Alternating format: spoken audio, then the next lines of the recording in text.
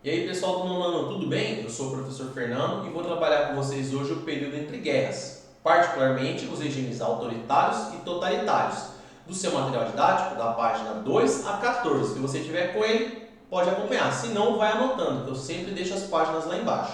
Então olha só, esse período entre guerras ele vai do fim da Primeira Guerra Mundial ao início da Segunda. É o período que marca o fim da Belle Época, então nada mais de prosperidade, de feiras, e sim destruição, mortes, doenças, né? Vai ter a pandemia de gripe espanhola e muita fome e desemprego, causadas também pela crise de 29. Nesse momento, então, começa a avançar ideias que apoiam o socialismo, porque eles viam a União Soviética e falavam, nossa, tá tudo bem lá, porque lá tinha uma censura muito forte, então a galera começa a achar que lá as coisas estão bem. Enquanto havia as pessoas que sabiam que a coisa não estava tão bem lá e defendiam que o capitalismo ainda era o caminho. Então eles começam a ter críticas tanto do socialismo quanto do capitalismo. É nesse momento que surge uma terceira vertente, a vertente de que tem que existir um líder forte, centralizador, que vai guiar o povo na recuperação da sua economia e da sua prosperidade, do seu esplendor. Na Alemanha, por exemplo, eles vão começar a culpar o fato de a Alemanha ter sido humilhada na guerra, então defender um revanchismo, por isso que a Alemanha está passando por aquilo. É nesse instante que líderes como Hitler e Mussolini começam a fazer sucesso. Esses líderes fazem sucesso para os seus governos totalitários fazendo algumas promessas. Eles defendem que a nação é o mais importante, que ela tem que estar acima de tudo e que ela tem que ser defendida acima de qualquer coisa, mesmo que para isso mortes tenham que ser realizadas. Eles também defendem que o desemprego vai acabar se eles subirem ao poder. Eles prometem que vão acabar com o desemprego e vão recuperar o passado glorioso. No caso da Itália, do Império Romano da Antiguidade, no caso da Alemanha, do Império Germânico, do Sacro Império Romano Germânicos. Então o que vai acontecer? Eles começam a apontar culpados para os problemas. Eles começam a falar que a sua alternativa é a melhor e por isso ela tem que ser seguida. Quando eles chegam ao poder, o funcionamento já é bem mais complicado do que isso, bem mais rígido. O que vai acontecer? Eles vão suspender as eleições e vão decretar que tem que existir só um partido para tentar acabar com a oposição. Então, no caso, o único partido que vai existir é o deles. Eles vão começar a fazer a censura e a perseguição psicológica, física aos opositores, principalmente nos meios de comunicação, fazendo com que não existam pessoas que falem mal do seu regime. Dessa forma, as pessoas só vão receber informações positivas do governo deles e não informações negativas, fazendo com que eles consigam governar mais tranquilamente. Também vai existir espionagem para poder descobrir quem é contra o regime, quem está tramando contra eles, e essas pessoas serem presas ou até exterminadas. E isso faz com que muitas pessoas tenham uma obediência fiel e cega ao líder, achando que tudo que ele está fazendo é perfeito, que não existem falhas e que mesmo quando ele comete um crime, foi um mal para um bem necessário. Então eles começam a defender suas ideologias, né? E as pessoas começam a seguir aquilo e eles vão impedindo que outras pessoas critiquem. Vocês têm que ter noção que esse tipo de governo ele não tem uma orientação política específica. O nazismo do Hitler, por exemplo, era de extrema direita, era totalmente inimigo do socialismo, assim como o Mussolini com o seu fascismo, que também era de direita. Enquanto o comunismo do Stalin era de extrema esquerda e defendia o controle, por exemplo, da economia de todo o meio de produção, enquanto no fascismo e no nazismo isso era permitido, que tivessem, por exemplo, as empresas.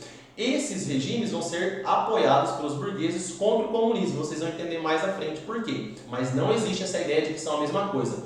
O comunismo é de esquerda, né? O stalinismo é de esquerda, enquanto o nazismo e o fascismo são de direita. Olha só o que vai acontecer na Itália. A Itália ela traiu a aliança para ajudar a Entente. Então ela esperava que com o final da guerra ela receberia grandes espólios, né? Grandes tesouros, grandes colônias por ter mudado de lado. Porém, em 1918 a população estava passando fome, a inflação estava muito alta, havia o desemprego muito elevado e começaram a explodir greves. E a Itália não recebeu o que ela estava esperando, ela não recebeu bons espólios de guerra. Por isso, vai crescer o sentimento de um socialismo.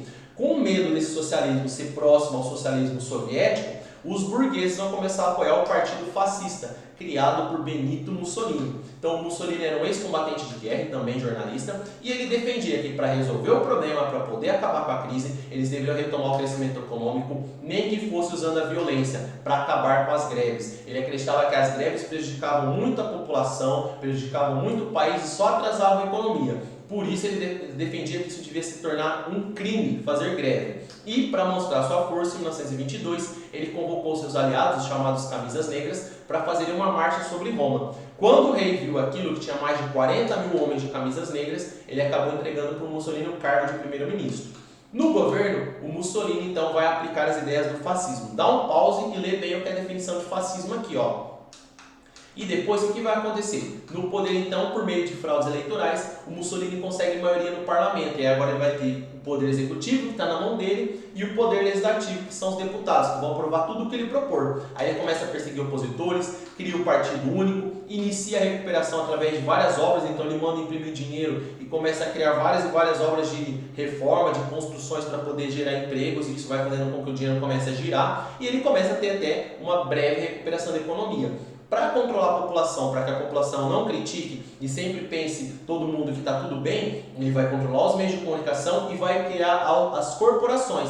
Essas corporações elas seriam uniões dos operários, por exemplo, que iriam negociar com o governo, para o governo negociar com os patrões das melhorias. Então, por exemplo, você falava, a gente queria fazer uma greve para poder ter aumento de salário. Não, eu vou negociar com o seu patrão para ver se tem aumento de salário. Na prática isso não acontecia, porque os patrões apoiavam o governo, então o governo fazia vista grossa para o sofrimento do povo. O Mussolini chegou até a proibir as greves para que a Itália continuasse funcionando sem parar. Para vocês terem uma ideia, para ter mais apoio, o Mussolini fez um acordo com a igreja e entregou para eles o Estado do Vaticano, né? O bairro ali que hoje é o Vaticano, para que a igreja voltasse a ter relações com o governo, que ela tinha rompido lá na unificação italiana, e com isso a população não achar que o fascismo era ruim. Então, em 1929 foi decretado o Tratado de Latrão, que criou o Vaticano.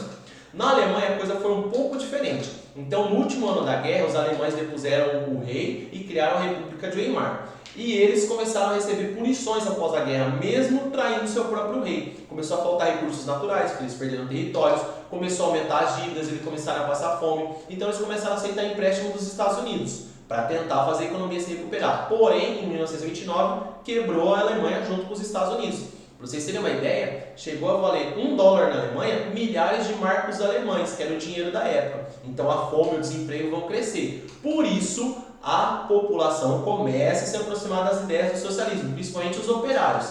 Nesse momento, assustada, a burguesia vai apoiar o partido totalitário, que era da extrema direita, que é o partido nazista, que estava buscando revanches e tinha culpados por que estava acontecendo na Alemanha. Isso correndo do socialismo. Então, entenderam? Socialismo, nazismo e fascismo não são a mesma coisa, porque o fascismo e o nazismo são inimigos do comunismo, do socialismo. Nesse momento, Adolf Hitler era o líder do partido nazista. Então esse partido ele vai ser liderado pelo Hitler, que não era alemão, ele nasceu na Áustria. Ele era um filho que não era reconhecido pelo seu pai e ele lutou na Primeira Guerra pelo exército da Áustria. Quando a Áustria se rendeu, ele mudou para o exército da Alemanha. Ele defendia que a derrota da Alemanha tinha sido culpa, ele criou a teoria da conspiração, dos judeus, que, para manter as suas riquezas, aceitaram que a Alemanha saísse da guerra. Por isso, Hitler se aliou ao partido nazista e começou a ganhar status lá dentro, se tornou líder. Em 1923, ele e outros líderes tentaram um golpe, onde eles iam tirar o presidente da Alemanha e colocar os nazistas no poder. Só que eles foram presos. Na cadeia, o Hitler escreveu um livro, onde ele culpava os judeus pelo problema, ele defendia que havia uma raça superior, que era a raça ariana, e que os arianos precisavam de um espaço vital. Já vamos interligar tudo isso. Com essas falhas que estavam acontecendo, com a crise de 1929, o partido nazista começou a ganhar força, e o Hitler estava preso e o livro dele começou a fazer sucesso. E aí os nazistas vão ter maioria na próxima eleição. Com isso, eles pressionam o presidente para libertar o Hitler. E mais tarde, para o Hitler se tornar chanceler, que é tipo um vice-presidente. Em 1932, ele consegue esse cargo. Depois, o presidente acaba falecendo. E o Hitler já estava perseguindo os socialistas. Então, ele consegue se tornar o líder da Alemanha, o Führer. Eu volto nisso já rapidinho. O que ele faz para ganhar força? Para o nazismo começar a ganhar cada vez mais força. Ele começa a inventar vários golpes que seriam dos socialistas. Então, golpes que eram descobertos pelo governo que os socialistas estavam tramando. Isso faz a população se afastar do socialismo e se apoiar cada vez mais no nazismo. Com o presidente doente, ele toma o poder, se torna o líder e proíbe todos os partidos. Começa a perseguir os comunistas e decreta que só o nazismo vai poder existir como partido. Ele começa a perseguir também os opositores dentro do próprio partido. Tem até um episódio chamado Noite das Facas Longas, onde ele manda matar os nazistas que eram contra ele. Então ele matava os caras que eram do próprio partido dele. Também ele cria a Gestapo e a SS, que seria um órgão de espionagem para proteger o governo, então para evitar que tivesse oposição. O Hitler ainda, para combater o desemprego, ele vai criar várias e várias obras públicas na ideia do Mussolini. Ele vai começar a desrespeitar o Tratado de Versalhes, convocando a produção de armamentos, o alistamento obrigatório para poder buscar o espaço vital, que eu já vou explicar certinho como é que funciona. E aí ele decreta esse alistamento obrigatório, tudo isso para poder gerar empregos, né, para poder fazer a economia girar. Então, a produção de armas, os soldados vão ter os seus salários. Através dessa ideia de superioridade, o Hitler vai defender então o antissemitismo. Ele começa a culpar os judeus, falando que os povos semitas são culpados pela Alemanha estar daquele jeito. Ele falava que os judeus eram uma raça e não uma religião. Então ele defendia que a raça ariana, que tinha gerado o povo alemão, brancos, os olhos claros, o cabelo claro, era uma raça pura e muito desenvolvida. Só que daí eles começaram a misturar o seu sangue com o sangue judeu e isso começou a fazer a Alemanha se prejudicar. Então ele era eugenista, aquela mesma ideia antes da Primeira Guerra Mundial, da superioridade da raça branca. E aí ele começa a defender que essa raça, ela precisaria ser retomada. Então o povo alemão que não tinha mistura de sangue tinha que estar nos melhores cargos para ir purificando o sangue e com isso eles iriam buscar um espaço vital, com os recursos necessários para o desenvolvimento do povo.